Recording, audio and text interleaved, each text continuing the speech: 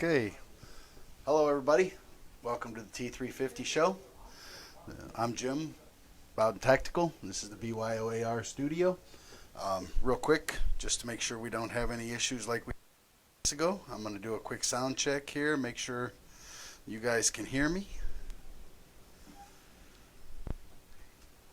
Hello, everybody. Okay. We got sound. You guys can hear me. That's good. All right, so we're going to spend a few minutes talking BSing a little bit, let the audience build, let some people jump in here. Wanted to talk real quick about a little situation happened last Thursday. Guy contacted me on through Facebook or through our website, actually through the BYOAR Facebook page, and was having a problem with a handguard that he had bought from one of our retailers. And he wasn't real happy because his handguard wasn't fitting. He was not happy. Okay, so he kind of was chewing me out a little bit and wanting to know, this is the worst fitting handguard he'd ever seen, and he couldn't believe what we were sending out. And I asked him if I could see a picture, and he sent me a picture, and I quickly realized that he had bought a high-profile 308 handguard for a low-profile upper. And I told him what he had done, and he didn't really realize what the difference was. He had there was some confusion there about high profile and low profile in the 308 platform. So I'm going to give you a little explanation of the two real quick and show you what the difference is for those of you that don't know. For those of you who do know, hang out and we'll get to some gun cleaning here in a little bit. But what you have in the 308 platform is you have a high profile upper and you have a low profile upper. So the low profile upper, what they're talking about is the center line of the bore to the top of the rail. Same thing in the high profile, center line of the bore to the top of the rail. So if you put a low profile handguard on a high profile upper, you get this massive step right there. And that's about 60 thousandths, and that's the difference between the two. A low profile is 1 inch 260, and a high profile is 1 inch 318. And vice versa, if you put the high profile, actually the high profile won't even fit because the ears interfere with a low profile upper. Okay, so you want to make sure that you've got the right handguard for the right upper that you have. And if you look at the uppers, okay, see this tang back here where the charging handle sits? See the difference in the thickness of them? There's a 60 thousandths difference in the thickness of them. Okay, so what you do is you take a pair of calipers and you measure this right here, and you measure this, and it'll tell you which one you have. Or you can measure from the top of your threads to the top of here and half of your thread diameter, and that'll tell you which height you have, either the 1 inch 260 or the 1 inch 318. If you go to our website, BYOAR.com, you can see under our AR-10 handguards, we provide a link to some descriptions, some pictures, and some links to the descriptions that tell you how to tell the difference between those two. So, to make a long story short, we got the guy straightened back out, and we got him what he needed. He was all excited. He was going on a hunting trip that weekend, and his gun was tore apart, and it was a matter of getting a handguard to him next day air or 2 days, and so he could still go on his hunting trip. And as fate would have it, UPS let us down. They didn't get the handguard there in 2 days they had promised they would. A lot going on in the world right now, the coronavirus and everything, and it just didn't happen. And luckily, his trip got rained out, so he didn't get to go hunting either way. But, we got him what he needed, and he was very happy. So that's just wanted to let you know. If you're building an AR-10, working in an AR-10, you want to upgrade your handguard, make sure you know which upper you have, high profile or low profile. And again, if you don't know, go to BYOAR.com, look at our AR-10 handguards in our store section, and you'll see in the descriptors, it'll tell you, if you don't know which upper you have, click here, and there's 2 places you can click, and it tells you how to measure, how to take those measurements, and how to decide which one you have. So that's that, and we'll get to why we actually came here today, and that's to talk about gun cleaning. So I was at the range a couple weeks ago with these guns, trying out our new parametric trigger, and I purposely left this gun dirty so that usually I like to clean them right after I'm done, but I purposely let this one go dirty because I knew that we were going to be doing this show, and I wanted to have an actual dirty gun for you guys to watch me clean and take apart and show you how that's done. So first thing I'm going to do is I'm going to lay out a little mat here to put my parts on, and I'm going to put on some gloves because the blackness that can come off of these can stain your fingers up pretty good, and takes a little scrubbing to get it out. And put on a cheap pair of gloves. You can just throw them away and your hands don't get all yucked up. A lot of guys will lay out a armorer's mat, rubber mat for their parts. I find it just as easy to lay out a cheap washcloth or a cheap hand towel. Okay, so again, safety first. First thing you want to do, make sure your gun's clear. Okay. And we're going to take it apart. Separate the two halves. We'll put this one over here. We'll get to that later. Okay. So, first thing we're going to do, pull the bolt carrier group out. Set it over here on our mat. Pull our charging handle out. Set it over here on the mat. You can see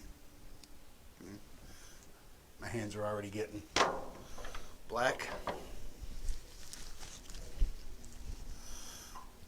So I ran, I don't know, 300 or 400 rounds through this gun the other day at the range.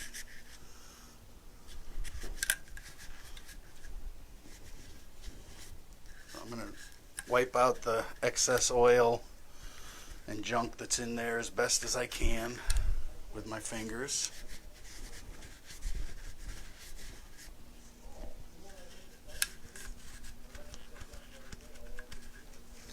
I'm going to get up into the star there.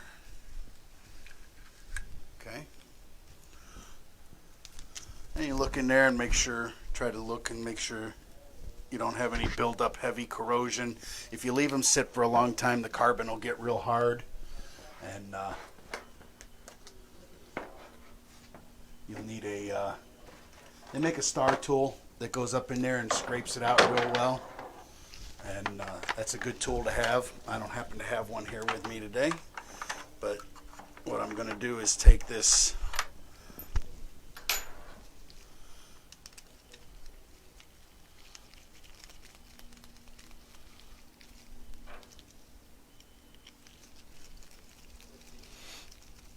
and keeping a clean gun is imperative to malfunction. You don't want malfunctions. A dirty gun gets clogged up, gets gummy.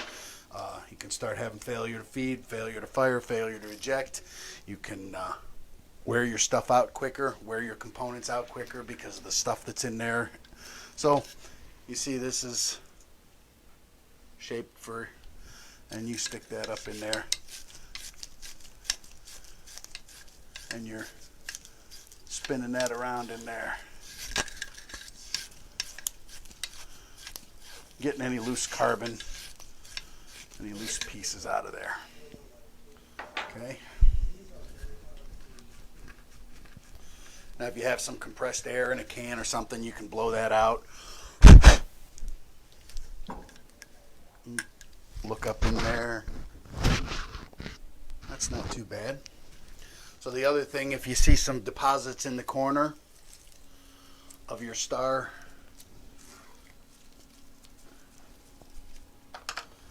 you use a brass scraper to get up in there and scrape the deposits loose. And you want to use brass so you don't damage your barrel extension. Okay. You see I got a little bit of stuff out of there.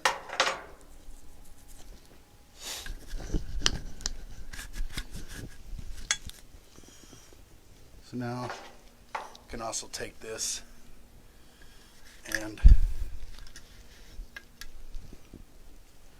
go through and clean your charging handle channel.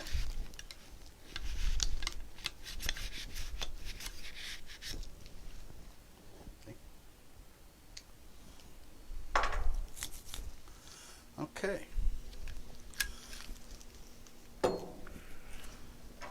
So the last thing we're going to do to this is we're going to go ahead and clean the barrel.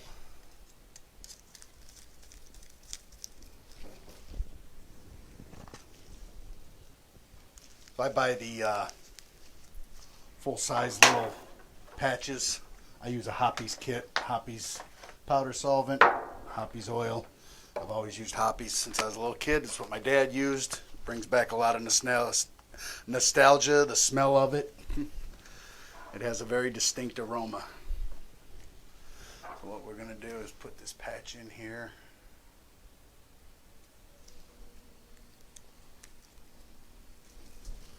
We'll take a little bit of powder solvent.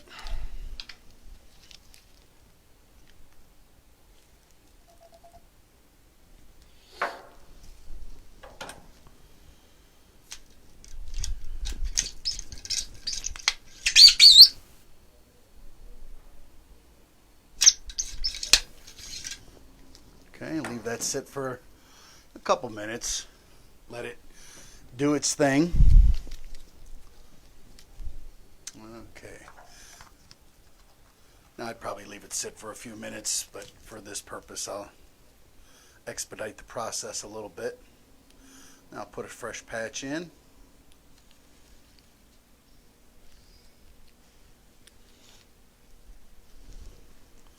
And if I didn't have rubber gloves on, this would be a lot easier. Okay.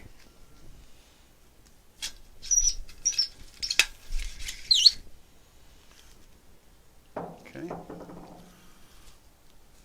a little more out of there that time.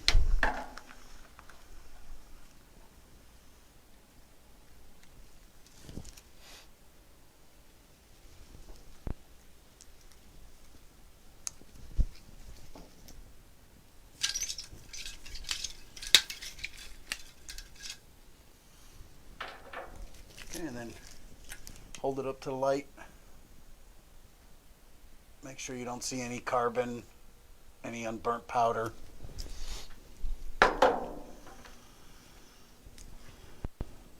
And then the last thing you do for that barrel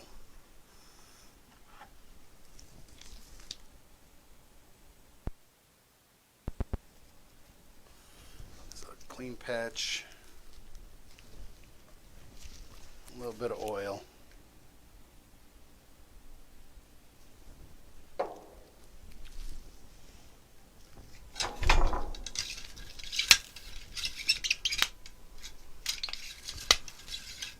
Oil the barrel.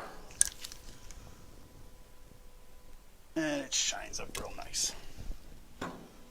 Okay.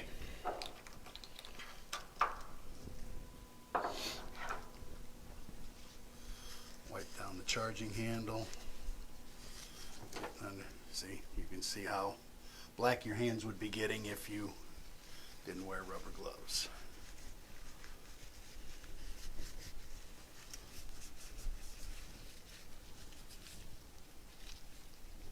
You can use a little solvent on there if you want to, if it's really dirty. If there's a lot of buildup on it, you can soak it. Okay. Taking apart your bolt carrier group to clean it. Get out my knife here. Little cotter key in the side here. Take that cotter key out. Set that aside. And your firing pin should fall out. Then you're going to push your actual bolt back into place and turn that key right there so that it's long ways. If it's turned this way, it won't come out. It's going to hit the gas key. So you turn that around like that.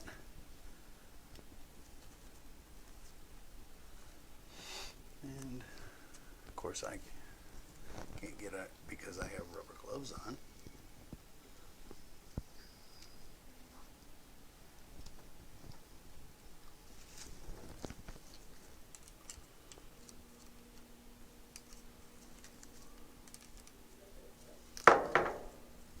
Pull that key up out of there, and your bolt comes out.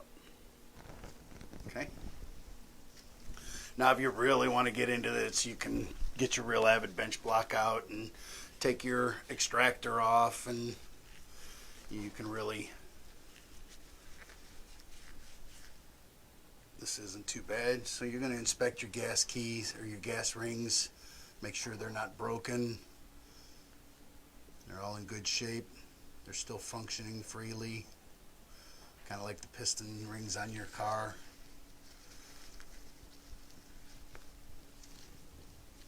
Okay.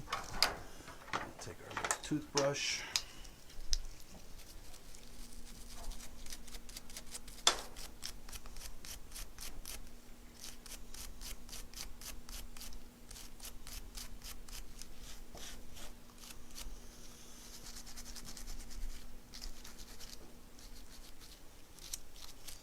Now, if this is really carboned up really bad and it's on there hard, they make a tool, a scraper, that you can stick that in and you can really scrape that carbon off of there. I've seen some guys use a pocket knife. Not a big fan of that, scarring up my surfaces, but you know, whatever works for you.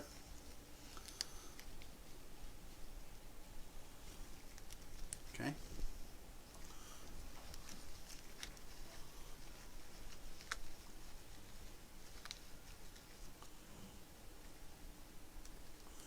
Inspect all your parts, look for any irregular wear, anything that looks like it could potentially cause damage. Check your firing pin, make sure the tip is still got a good point to it, it's not starting to round off on you. Check the hammer end, make sure it's not starting to mushroom out on you. You can end up with light strikes or misfires.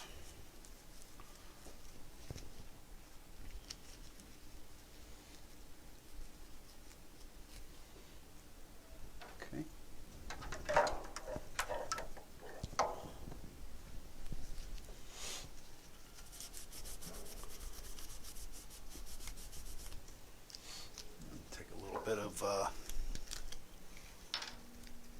solvent here.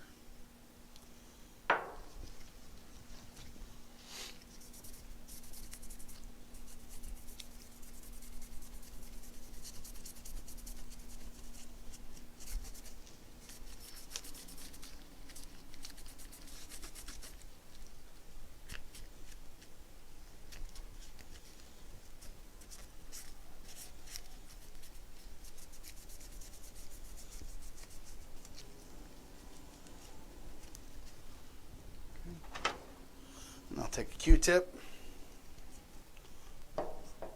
clean out my gas key real good.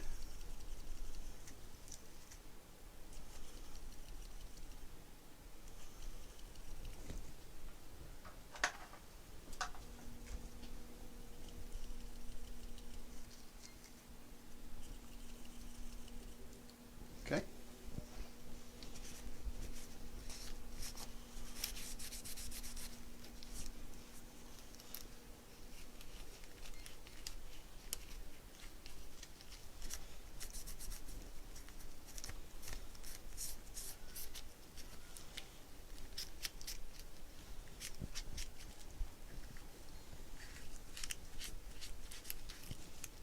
Okay. Check the face of the bolt carrier group, make sure I don't have any pitting or gouging. And then I'll shove my rag down in there a little bit. You want to be delicate in there, that is chrome lined. So you don't want to stick anything too abrasive in there that's going to damage it. You just want to clean it.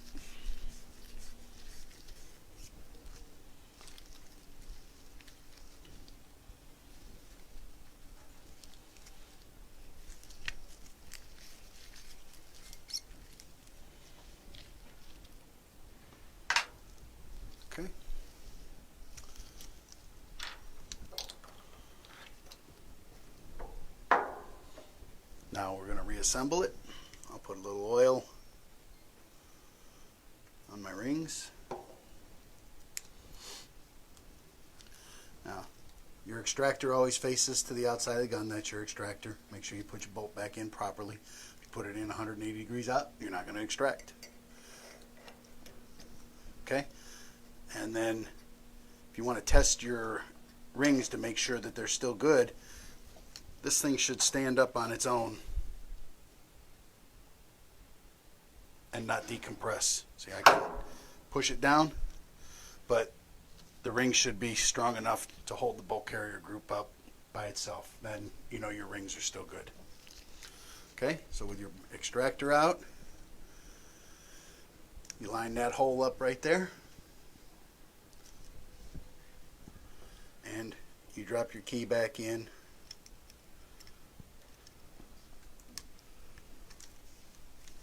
and then rotate it 90 degrees. Pull it forward.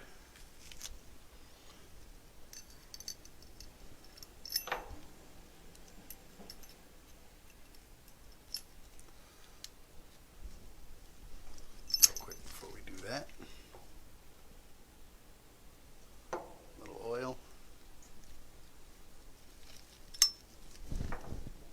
And it's slippery as all get out now.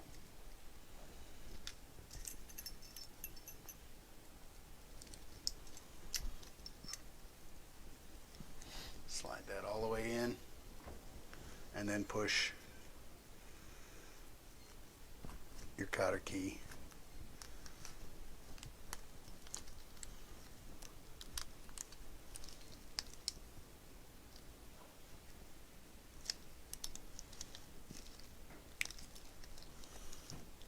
sometimes it doesn't want to poke all the way through the other side. You got to give it a little persuasion.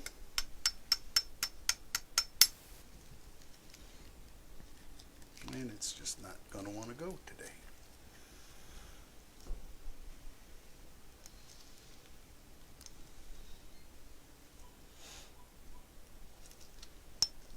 There it goes. Okay. Put another little drop of oil on my extractor. You can use too much oil, especially if it's going to be cold out. It can gum up on you. Just a couple drops here and there. It spreads out pretty good. Okay. Now,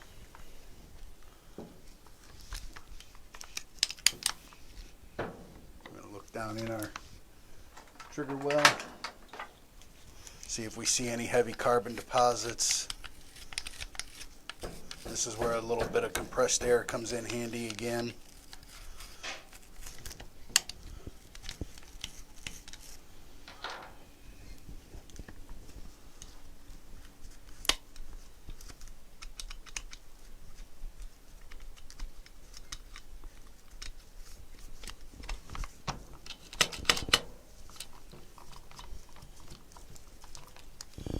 Don't let your trigger slam forward when there's nothing in there. You could damage your lower receiver.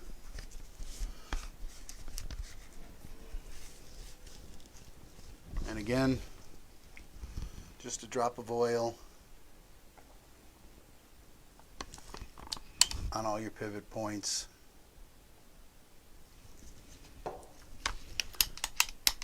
Work it in a little bit.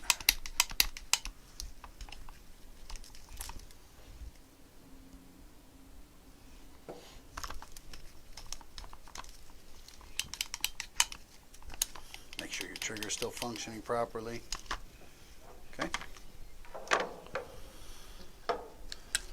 Now for reassembly. I like to take a few drops in my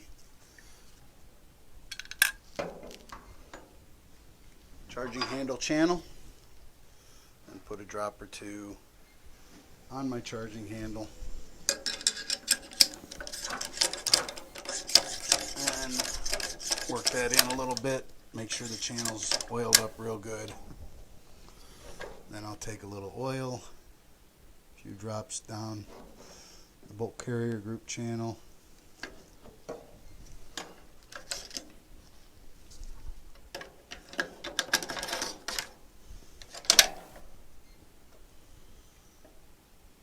Put a drop here, drop there, drop there, drop there. Work that in a little bit, let it get good and lubed up. Drop there, drop there.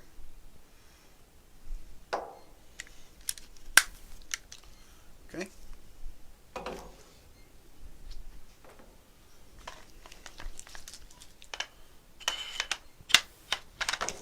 Flagging my cameraman. Okay.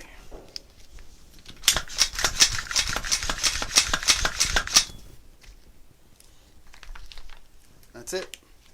A basic cleaning, not an extremely in-depth cleaning, but it's a good basic cleaning. Gets you ready for your next day at the range. Helps keep your gun from malfunctioning and helps keep it helps extend the life of your parts. A dirty gun, grit gets in there and parts can wear out. Grit gets in there and can cause things to not work the way they're supposed to, causing malfunctions. And nobody wants that, especially when you need your gun. Whether it be at the range or in defense or whatever it might be, when you need your gun, you need your gun. So having a clean gun is make sure that you have a serviceable gun. Wipe a little excess oils that come out. It'll leak, seep out here and there. Over the next day or two, you'll get a couple places where it's going to pool up and collect as it sits in the cabinet or whatever. Just rub it in, wipe it down. You can wipe the outside down with a silicone cloth if you so desire.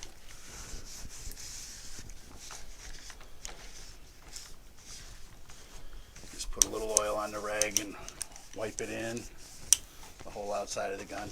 And if you're going to store your guns for a long time and you're not going to use them, you know it's going to be months, or it gets to be months, and you haven't taken them out and shot them, pull them out and oil them. That oil will dry up after a while, and you don't want your guns rusting. Keep a good desiccant in your gun case, desiccant bags, or one of those electronic dehumidifiers in your gun case. Helps keep things from rusting. Proper maintenance is crucial to a properly functioning gun. So, we had the question of the week this week was to talk about the your gun cleaning setups, and we're going to give away a sticker package again this week. Whoever shows us their gun cleaning kits will be in the drawing for that. I'm going to go ahead and take these gloves off. I can't stand wearing these things. My hands sweat. So,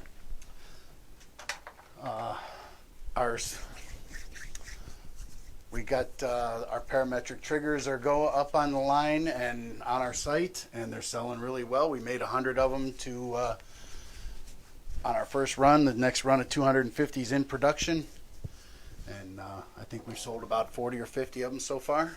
So if you're interested in one, get one while we still got them. Once they run out, it'll probably be a week or two at least before we get them back in. Hopefully we don't run out in the interim. But so that's gun cleaning. Just a quick little essentials of it. And hope you enjoyed the video. And we'll see you all next week. Remember, you don't have to be an expert to build your own AR or service it or maintain it. And we're here to help you do that. Thanks. We'll see you guys next week.